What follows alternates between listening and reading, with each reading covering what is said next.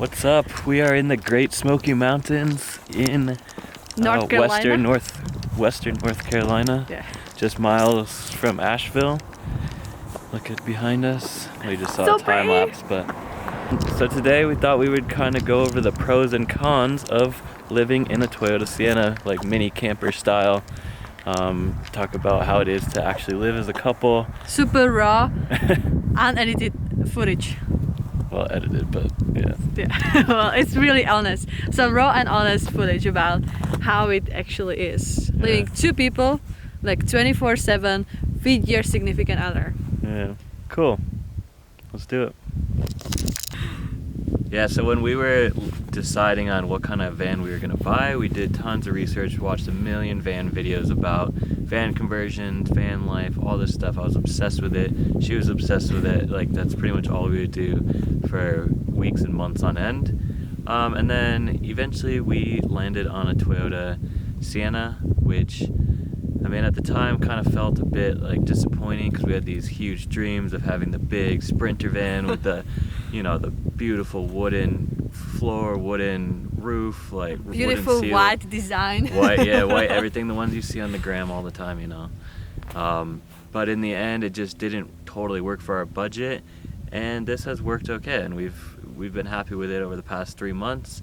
But there are definitely some things that are better than others about it. There are the pros and cons, so let's get into it. Okay, so we're gonna start by talking about the 4 pros of choosing a Toyota Sienna minivan or any other kind of small van to convert into a mini camper. Alright, so the first pro I would say is that overall it's just a cheaper conversion. I mean, the whole thing costs us $8,500, and you could definitely do it for cheaper, especially if you had an old van. Would be great. You can definitely get these for cheaper. You can do like a caravan. I think we saw some of those for like $3,000, which probably would have worked. We just chose Toyota because of the name, and it's always reliable and dependable for people. So, and we figured it would go a long ways. And mechanics have told us, like, yeah, this is a great choice.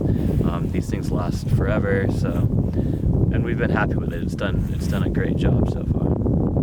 Another reason why we chose minivan over the bigger van was that it has better mileage, and we knew that we want to travel across the whole US and pretty much come back to the point where we started. We get about 400 miles per tank. The tank is about 16 gallons. I think we're averaging about 23 to 24 miles per gallon. When you compare that to some of the bigger vans, they probably get like 18 or less. It doesn't seem like a huge difference, but over a huge distance that you're covering, it adds up. We figured, like, with this, we would probably save on our trip about $2,000 in fuel, which, I mean, that's pretty significant. Yeah, this is why you marry an accountant. So I don't have to think about these things. Yeah. What's another thing we want to chat about? Another pro was, I forgot. Another pro about this van is that it's super stealth. Like, it's very easy, and people would never suspect that somebody's living in it. The only thing that kind of gives ours away is the vent, the fantastic fan that we have on top. But even that, it's not a dead giveaway. Like, I don't know. Especially when you black out all the windows with our window coverings. Yeah. And so it's easy to just roll up to a Walmart or something, pop those things in, and go to sleep for the night. Yeah, because people who doesn't have a camper van or not into like a van life, they probably don't know that the top of our car is a fan. Sorry, it's a fan. So. And we're not saying that you can't be stealth in the other vans. It's just, I think when you build those big vans and make them really nice, especially the really cool ones you see with like decorations on the outside and the big fan or air conditioner on top, like, it's pretty apparent that it's like an actual RV at that point. The last pro about living in a minivan is that it's just good for the bare minimum. It works it's better than a tent, essentially. Both of us can sleep very comfortably in a car. You can cook, you can brush your teeth, and then, like, you always depending on like external showers and bathrooms, but I feel like when you want to do like these basic stuff, like have a breakfast or cook dinner, so you don't have to eat unhealthy in the United States, then you can do all these things in a car. You can have still like the van life, a base kind of lifestyle, but when it comes to like a comfort, then this is not the thing. This is not No. very It is comfortable. It's comfortable. It's just we'll get into the cons in a second. yeah. I mean, like, it is comfortable, but like you are always depending on the weather or just depending on something. You are not like free to go whenever you want to and like be mountain man for 4 weeks. I would That's- say the best way to sum it up is that it's better than using it. Yeah. Because A, you can go to Walmart or sleep on the streets of like San Fran like we did. And also, when you go to a campground, you don't have to set up a tent. And it's a lot warmer inside of this. We still have to like prepare. Like there is a short process of like preparing the bed and like organize the car. But compared to like pitching a tent, it's way easier. Yeah. So the minimums in that sense that it's a bed and a place to brush your teeth. Awesome. That's all you really need. You can work around everything else like showers, bathrooms, whatever. Yeah. So let's just change the scenery a little bit and let's talk about cons about living in this small little van. So Small little van. So the biggest problem for the female part of our duo is probably showers and toilets, because as I mentioned before, we are depending on external showers and toilets, as we don't have any like that in our minivan. Yeah. It's usually kind of hard to find them in the national parks, but after like deeper research around the area, you always are able to find it. You're always able to find them. You probably have to go a little bit further and out of the national park. Small cities have like a paid showers, coin-operated showers, or like some in national parks, those villages, they have paid showers too. So that's, I would find like the biggest problem, because we are depending on external showers and bathrooms. We cannot stay out in the wilderness for a week or two. We always have to come back to civilization to take a shower, to find a shower or toilet. So I found this as one of the biggest disadvantage of living in a minivan, because you are not as free as you could be if you have the big, I don't know, Sprinter or like the big van where you are fully depending on yourself. Nicely said. Nicely said. Another big issue that you probably can imagine is just space. As we mentioned before, it does the bare minimums. At the end of the day, it is a bed, which is nice. It's actually a comfortable bed, but there's no living area. So you can't it's not good for just relaxing all day. You couldn't just hang out inside. Like originally we thought like, oh, we can like hang out, watch movies inside, edit a bit, but there's no area to sit during the day. So it's kind of just a place to sleep at night.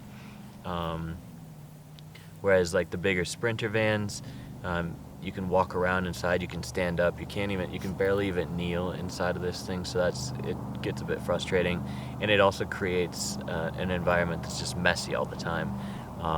Trying to keep your stuff organized and situated is just super difficult, and it does kind of wear you out a bit, but it's not the end of the world, but yeah, extra space would be nice. Also on the space issue, it's limiting in the amount of stuff you can have, which can be a pro in some ways. Like it's nice to live very minimalistically.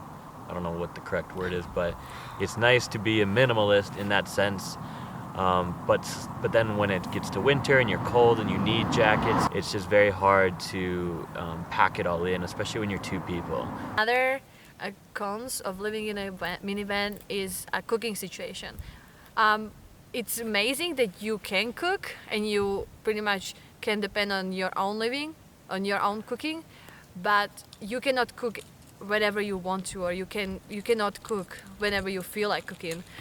It's just because, as we said before, you cannot cook in the car, so you have to always take a burner outside, like in a picnic table or whenever. And when it's raining, like you cannot do that at all. Kind of limiting in a sense that then you have to either eat something what is already prepared, like a cereal with milk, or you have to buy food. Yeah. The last thing that we'll say is a con to a minivan, especially this minivan. I don't know about others, but the clearance is super low, which, I mean, on the normal highway, the normal road is not really an issue, but once you try to get, like, if you want to kind of boondock a little bit or go so anywhere that's not a proper road, it gets a bit difficult, like, and you cannot clear a lot of places that we would have liked to clear. And we've seen vans that, like, the higher either like the Sprinter van or the big, like, Ford Ecoline kind of vans with a higher wheelbase. It's nice because you can see them just kind of romp through dirt road to places that they want to go, whereas we kind of either had to hike or just not go at all. But that, to be honest, that's not a huge issue, but it is something to consider when you're going for a minivan.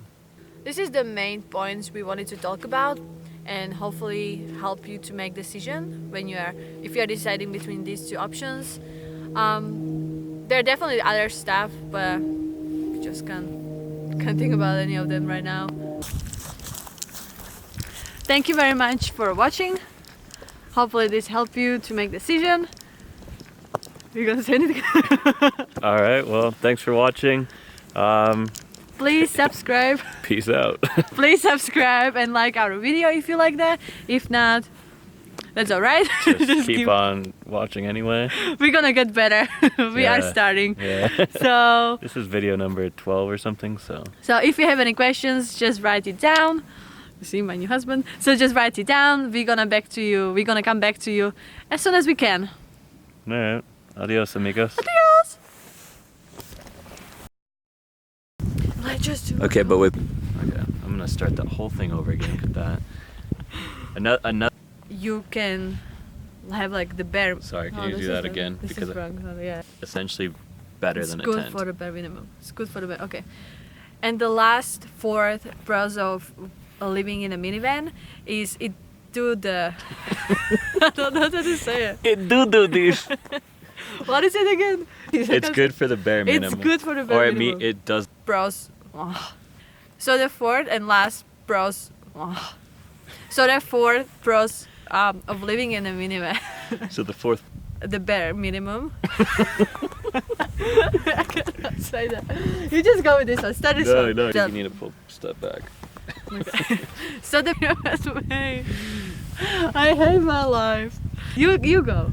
You can go. You try. Okay, so the